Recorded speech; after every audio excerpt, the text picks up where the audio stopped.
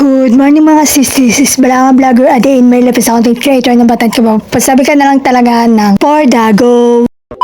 So, for today's video, another day, another mini vlog na naman nga tayo. Nakagising ko nga lang pala sa mga oras na yan at dali-dali na nga tayong naligo sa mga oras na yan. O, diba? Kabilis nating maligo. Translation ko na nga lang pala yung pagligo ko dyan. Kasi bawal natin ipakita yung pagligo natin. Bawal pa naman tayong makita na nakahubad. Hala, hindi. Katapos nga natin maligo ay dali-dali na nga tayong nag-ayos para naman maganda tayo. Hindi tayo mukhang haggard. Pagkatapos ko nga pala mag-ayos ay nag-perfume at nagsuklay na rin tayo dyan para hindi magulo ang ating buhok. Sinuot na nga rin natin ang ating sandals na may heels dyan. At nag-outfit check na nga rin tayo. Yan lang naman ang outfit natin for today's video. Pagkatapos nga natin mag-outfit check ay dali-dali na nga tayo lumabas papunta Calamani Beltran. Dahil doon natin hihintayin si Pastor Renz. Pero chinat ko muna si Princess Edlin. Doon na nga kami nakita Calamani Beltran. At nakalamani Beltran na nga kami at yan nga si Princess Edlin. Nasundo na nga pala kami ni Pastor Renz sa mga oras na yan at bumabiyay na nga kami papuntang Limay National High School.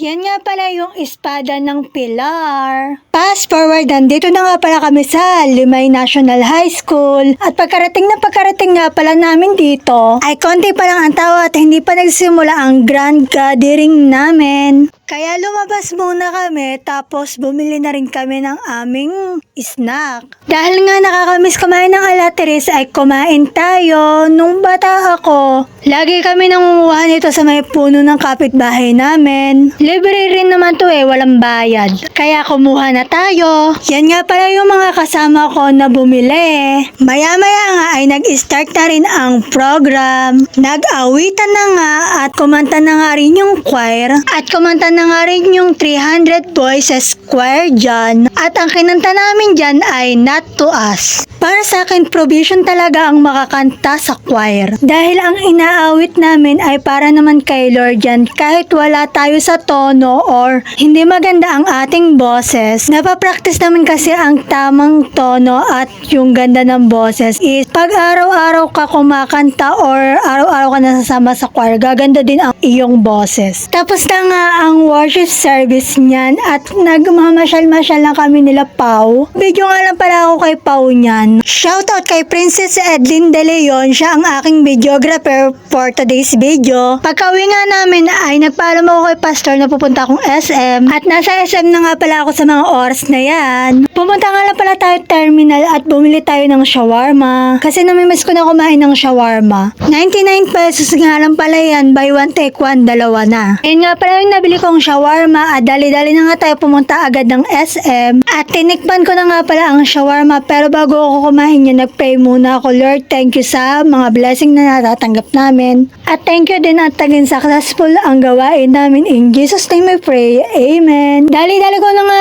palang tinikman. First bite, sarap. Kinuha ko na nga pala ang aking order. Yan lang naman ang order natin for today's video. At bago nga tayo kumain, nag-pray muna tayo. Tapos nga natin kumain ay pumunta na nga tayong plaza. Masyado na nga palang mahaba ang video na to at yun lang naman for today's video. Huwag nyo nga rin pala kakalimutan mag-like, comment, share, and follow at yun lang. Bye, God bless, salamat sa support. I love you all.